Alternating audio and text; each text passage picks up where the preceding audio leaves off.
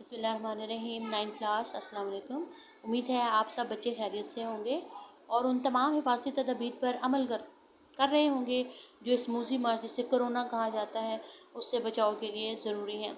तो अपना भी ख्याल रखें, अपने घर वालों का भी ख्याल रखें, अपने इर्द गिर्द के लोगों का भी ख्याल रखें और उन तमाम हिफाजती इक़दाम पर अमल करें जिससे आप इस मूसी बीमारी से बच सकते हैं। तो आइए हम अपने आज के लेक्चर की तरफ आते हैं। आज हम पढ़ने जा रहे हैं अपना अगला टॉपिक जो है हौसला ना हारो, आगे बढ़ो, मंजिल आपके दूर नहीं। ये एक ऐसी बूढ़ी माँ का किस्सा है कि जिसका जवान 7 साल बेटा और उससे पहले वो एक शहीद की बेवा है, उससे पहले वो एक शहीद की बेटी हैं जिन्होंने वतन अजीज़ की खातिर अपनी जानें कुर्बान कर दी। और आखिर में जब बेटे की शहादत हुई तो वो सोचने लगे कि हमें ऐसा क्या करना चाहिए कि जो मुल्क से दहशतगर्दी का ख़ात्मा किया जा सके। हम अपने तौर पर हुकूमत को एक तरफ रख के, बाकी तमाम इदारे जो हैं उनको एक तरफ रख के, हम इनफरादी तौर पर हमें क्या करना चाहिए कि हम अपने आप को सबसे बढ़कर ये कि अपने वतन को इस दहशतगर्दी से बचा सकें। तो आइए हम अपनी रीडिंग स्टार्ट करते हैं। मीनिंग्स इसमें थोड़े बहुत ही हैं जो मैं आपको साथ साथ अंडरलाइन करवाती जाऊँगी, आप अपनी बुक पे उसको लिखते जाइएगा। रीडिंग शुरू करते हैं। हमने अपने प्यारे वतन पाकिस्तान को बड़ी कुर्बानियाँ देकर बनाया है। इस सरजमीन पर रहने वाले सब लोग एक कौम हैं और इंशाल्लाह एक रहेंगे। कोई भी इस कौम के हौसले पस्त नहीं कर सकता और ना ही हम किसी को ऐसा करने की इजाज़त देंगे। पाकिस्तान के गोशे गोशे में, गोशे गोशे का क्या मतलब होता है आपको पता होगा, कोने कोने में, इसकी खातिर कुर्बान होने वालों की लातादाद कहानियाँ बिखरी पड़ी हैं। आइए आज हम आपको पाकिस्तान के एक कस्बे में रहने वाली एक बहादुर माँ का वाक़या सुनाते हैं। इनसे मिलिए। ये है हमारी बीजान, पूरे कस्बे का एक जाना पहचाना नाम। बीजान इंतहाई बहादुर और दिलेरी का पैकर है। पैकर का मतलब क्या होता है? मुजस्समा। दिलेरी बहादुरी को ही कहते हैं। हाँ भाई, बहादुर और दलेर क्यों ना होती।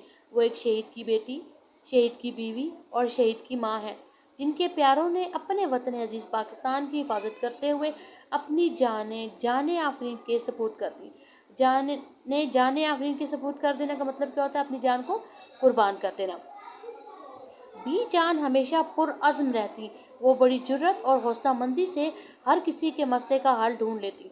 इनकी इस खूबी की वजह से कस्बे का हर छोटा बड़ा इनकी इज्जत करता और कदर की निगाह से देखता। किसी के घर में कोई झगड़ा हो या किसी बच्चे की शादी ब्याह का मामला, वो हर काम निपटाने को हमा वक्त तैयार रहती। हमा वक्त का मतलब क्या होता है? हर वक्त, यानी कोई भी मामला है, किसी भी नौइयत का है, किसी को इनकी हेल्प की ज़रूरत है, मशवरा चाहिए, तो वो हर वक्त इसके लिए तैयार होती थी। हर किसी की ज़रूरियात का ख्याल रखने की कोशिश करती और ख़ास तौर पर यह ध्यान रखती कि मोहल्ले में कोई भूखा तो नहीं सोया। यही नहीं बल्कि वो हर एक के दुख सुख में बढ़ चढ़ कर शरीक होती।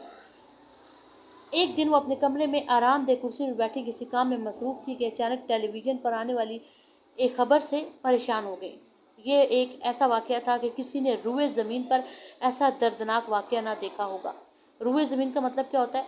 ये ज़मीन का टुकड़ा या सरज़मीन जिस पे हम रहते हैं। दर्दनाक का मतलब क्या होता है? खौफनाक, दुख भरा, तकलीफ भरा। इस खबर में सानेहा पेशावर दिखाया जा रहा था। सानेहा का मतलब क्या होता है? हादसा।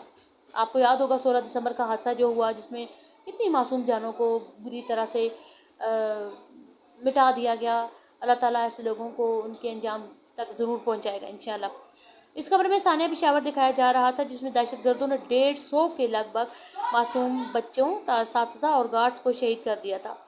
ये खबर सुनकर पाकिस्तान क्या पूरी दुनिया के लोग तड़प उठे और कोई आंख ऐसी ना थी जो अश्कबार ना हुई हो। अश्कबार का मतलब क्या होता है? आंखों में आंसू आना। ज़ाहिर है ये वाक़या ऐसा है कि आज भी अगर इसका जिक्र किया जाए तो आंखों में आंसू आ जाते हैं। ये ऐसी दुख भरी दास्तान है जो रहती दुनिया तक कायम रहेगी, जिसे कोई भुला नहीं पाएगा।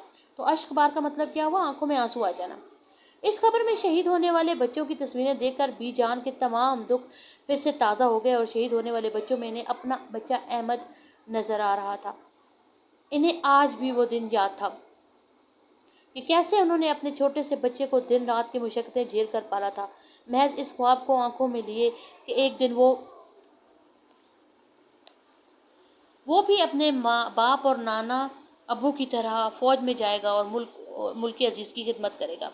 आखिर वो दिन आ ही गया जब इनका बेटा अहमद FA के बाद फ़ौज में बतौर ऑफिसर मुंतखब कर लिया गया। वो अपने बेटे के साथ मिलकर मुख्तलिफ तैयारियों में मसरूफ़ थी क्योंकि صبح ان کے بیٹے احمد نے کاکول اکیڈمی ایبٹ آباد کے لیے روانہ ہونا تھا۔ کاکول اکیڈمی جو ہے جو ایبٹ آباد میں واقع ہے، بہت ہی مشہور اکیڈمی ہے جہاں پہ فوجیوں کی تربیت جو ہے وہ کی جاتی ہے، ارلی جو ٹریننگز ہوتی ہیں وہ ان کی یہیں پر ہوتی ہیں۔ اچانک احمد نے کہا، اماں جان میری کچھ ضروری چیزیں رہ گئی ہیں جو میں ساتھ والی مارکیٹ سے لے آتا ہوں۔ ابھی سے گئے تھوڑی دیر ہوئی تھی کہ پورا قصبہ ایک زوردار دھماکے سے گونج اٹھا۔ قصبہ کسے کہتے ہیں؟ چھوٹا سا گاؤں، ٹھیک ہے۔ پھر کیا تھا، ہر طرف افراتفری پھیل گئی۔ احمد نے ہر چیز وہیں چھوڑی اور بڑی بہادری اور حوصلہ مندی سے دوسرے لوگوں کے ساتھ مل کر جلدی زخمیوں کو اٹھا کر ایمبولینس میں ڈالنے لگا۔ فارغ ہونے کے بعد ابھی احمد پلٹنے ہی لگا تھا کہ ایک عورت کی کراہنے کی آواز آئی۔ کراہنے کی آواز سے کیا مراد ہے؟ جب تکلیف میں آواز نکل جاتی ہے، انسان ہائے اللہ اوہ اللہ اس طرح کی آواز نکالتا ہے، تکلیف میں ہوتا ہے، تو اسے کیا کہتے ہیں؟ کراہنے کی آواز۔ وہ اس سمت کی طرف بڑھا، کس سمت کی طرف؟ جس طرف سے اسے اس عورت کی آواز آ رہی تھی۔ جیسے ہی وہ اس عورت کو سہارا دے کر ایمبولینس میں ڈالنے لگا، ایک اور زوردار دھماکہ ہوا اور احمد بھی اس کی زد میں آ گیا۔ زد کا مطلب کیا ہے؟ اس کی پکڑ میں، یعنی وہ جو دھماکہ ہوا اس میں احمد کو بھی نقصان پہنچا۔ اب اس سے آگے اس کو انشاءاللہ میں اگلے لیکچر میں آپ کو پڑھاؤں گی، ہم انشاءاللہ اس کی ریڈنگ کریں گے۔